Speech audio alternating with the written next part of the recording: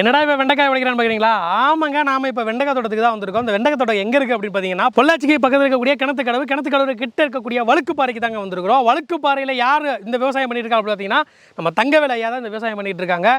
இவங்களோட தோட்டத்தில் முத்தா வெண்டைக்காய் விளைஞ்சு நிற்குதாங்க. வாங்க ஐயா கிட்ட விவசாயத்தை பற்றி கேட்டு இந்த வெண்டைக்காய் எப்படி பண்ணலான்றதை தெரிஞ்சுக்கலாம்.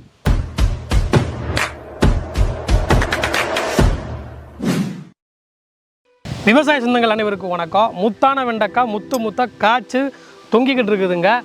வெறும் 20 சென்டில் 2.5 டன் விவசாயம் செஞ்சு இந்த பொள்ளாச்சியை அசத்திக்கிட்டு இருக்கக்கூடிய ஐயா தங்கவேல் கிட்ட தான் நம்ம இப்போ நிற்கிறோம். வாங்க ஐயா கிட்ட கேட்டு நிறைய விஷயங்கள் வெண்டைக்காயில் எப்படி விவசாயம் செஞ்சு மிகப்பெரிய சாதனை படிக்கலாம்னு கேட்டு தெரிஞ்சுக்கிறோம். நம்ம சத்யம் அக்ரோ கிளினிக் உங்களுக்கு எப்படி அறிமுகமாச்சு, நம்மளுடைய சர்வீஸ் வந்து உங்களுக்கு எப்படி இருக்குதுங்க? சத்யம் அக்ரோ கிளினிக் வந்து கொடிசியா அக்ரி இன்டெக்ஸில் அறிமுகமாச்சு. அதன் மூலயமா நம்மளுக்கு நவீன் சொல்லிட்டு ஒரு சர்வீஸ்மேன் நம்ம தோட்டத்துக்கு வந்த மாதிரி அவங்க வந்து சில சிபாரிசுகளை பண்ணாங்க. இது இப்படி இருக்குன்னு சொல்லி சொன்னாங்க. அப்போ நான் மறுபடியும் ப்ராடக்ட் கொண்டு வர சொல்லி யூஸ் பண்ணி பார்த்தேன். ரொம்ப நல்லா இருந்துச்சு. அப்புறம் சத்யம் பயோ கம்பெனி ரொம்ப நல்லா சர்வீஸ் பண்ணுறாங்க. நாம் சர்வீஸ் மேனேஜர்னால ஹெட் ஆஃபீஸ் ஃபோன் பண்ணால் எப்படி கொண்டு வந்து நம்ம சேர்த்துட்றாங்க. அதெல்லாம் ஒன்றும் பிரச்சனையே, நல்லா பண்ணுறாங்க. சர்வீஸ் நல்லா இருக்குது. உங்களுக்கான சலுகைகள்லாம் கரெக்டாக இருக்குங்களா? நல்லா கரெக்டாக இருக்குது. உங்களுக்கு முழு திருப்திகரமாக இருக்குது? முழு திருப்தியாக இருக்குது. வெண்டைக்காய் வளர்கிறதுக்கு போதுமான அளவுக்கு நீர்ப்பாசனம் இருந்தால் போதுமா? நீர்ப்பாசனம் மட்டும் பத்தாது, அதுக்கு உண்டான உரம் கொடுக்கணும். அது உரங்கள், அந்த லிக்விட் உரங்கள் வந்து நான் இப்போ கொடுத்துருக்கிறது வந்து சத்யம் பயோ உரம் கொடுத்துட்ருக்குறேன். அது நல்லா இருக்குது, எனக்கு திருப்தியாக இருக்குது. நல்லா ஈல்டும் வருது.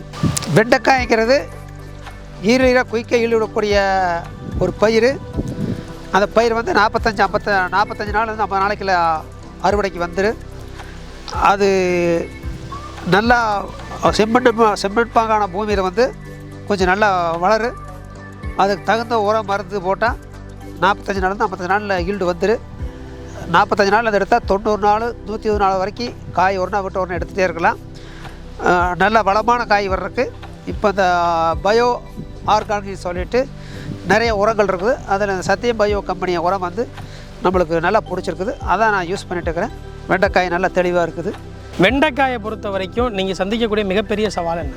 மிகப்பெரிய சவால் இதில் வந்து அசுவனி. இது மெயின் வந்து அசுவனி பூச்சிகளில் புழுவில் வந்து இந்த பச்சை புழுன்னு சொல்லிட்டு ஒன்று வரும். அதுக்கு வந்து நாங்கள் என்ன பண்ணுறோம் அப்படின்னா, கம்பெனியில் வந்து இந்த பூச்சி வெரைட்டின்னு சொல்லிட்டு 2 வெரைட்டி கொடுக்குறாங்க. அது அடிக்கிறதுனால மேக்சிமம் அது தாக்கம் கம்மியாகுது. அதனால் அசுவனி கம்மியாகிக்குது. 5 நாளைக்கு ஒரு டைம் அது தெளிச்சாகணும். தெளித்தோம்னா காயும் ஹெல்த்தியாக இருக்குது, செடி ஹெல்த்தியாக இருக்குது. பூச்சி மருந்து அடிக்கிறத விட இது நல்லா பெனிஃபிட்டாக தெரியுது. வெண்டைக்காயை பொறுத்த வரைக்கும் இந்த 60 நாளுக்குள்ளே, அதான் நீ சொன்ன மாதிரிக்கு 45லேருந்து 50 நாளுக்குள்ளே ஈல்டு கொடுக்கக்கூடிய வெண்டைக்காயை ஒரு ஏக்கருக்கு சாகுபடி பண்ணுறது மூலமாக நாம் எவ்வளவு மகசூல் எடுக்க முடியும்? ஏக்கருக்கு கிட்டத்தட்ட 7-8 டன் எடுக்கலாம். ஒரு நல்ல விளைச்சல் வந்தோன்னா ஒரு 20 கால ஏக்கரில் வந்து ஒரு 1.5-2 டனுக்கு பக்கமாக எடுக்கலாம். 30 பொறுப்பு 40 பொறுப்பு 45 பொறுப்பு வரும். 45 பொறுப்புங்கிறப்போ கிட்டத்தட்ட 2 டன் வரும். இப்போ வெண்டைக்காயை நீங்கள் பயிர் செஞ்சு முடிச்சதுக்கப்புறமா அந்த நிலத்தில் வேறு பயிர் வளர்க்கலாமா? வேறு பயிர் வந்து வளர்க்கலாம்னா அந்த மாதிரி சோளம் அந்த மாதிரி போட்டு எடுக்கலாம். அது கொஞ்சம் நல்லா இருக்குது. மற்றபடி காய்கறி வெள்ளாமல் உடனே பண்ணக்கூடாது. வெண்டை போட்ட நிலத்தில் பண்ணக்கூடாது. அதனால் கொஞ்சம் அது வந்து வேறு மாதிரி இது மாதிரி பயிர் போட்டால் கொள்ளு நம்ம சோளம் அந்த மாதிரி மானாவாரி பயிர் போட்டு தான் மறுபடி. இந்த வெண்டை வளர்கிறதுக்கு ரொம்ப சிறப்பான மண் இதுங்க. இதுக்கு செம்மண் கலந்த மண் நல்லா வளரும். ஆமாம், நல்லா வளரும். இந்த செம்மண் போடுறது மூலமாக வெண்டைக்காயில் நாம் வந்து எந்த அளவுக்கு உற்பத்தியை பெருக்கிறதுக்கான நுண்ணூட்ட சத்துக்கள்லாம் தேவைப்படுது? அது நிறைய நுண்ணூட்ட சத்துக்கள் தேவைப்படுது. ஆனால் வெண்டைக்கு வந்து பெரும்பாலும் இந்த லிக்விடு உரத்துலேயே வந்துடுது. அதனால் தக்காளிக்கு மாதிரி தனியாக நியூட்ரன் இதெல்லாம் அடிக்க வேண்டியதில்லை. இது போதுமானதாக இருக்குது. வெண்டைக்காய்க்கு களைக்கொல்லி பூச்சிக்கொல்லி இது மாதிரி ஏதாவது பயன்படுத்தணுமா? களைக்கொல்லிங்கிறது பல யூஸ் பண்ணுறாங்க. நான் வந்து யூஸ் பண்ணுறதில்ல, ஆள் வச்சு எடுத்துக்கிறேன். ஆள் வச்சு நீங்களே எடுத்துக்கிறீங்க. இது எத்தனை நாளைக்கு ஒரு முறை நம்ம இந்த இதை பண்ணணுங்கய்யா? களைக்கொல்லி வந்து வாரம் 10 நாளைக்கு ஒருக்கா அதை எடுத்துக்கலாம். அது ஒன்றும் சில பெருசாக வராது. செடி மோதுக்கிட்டா அப்புறம் அது வராது. ஆட்டோமேட்டிக்காக அது தானாகவே குறைஞ்சிரு.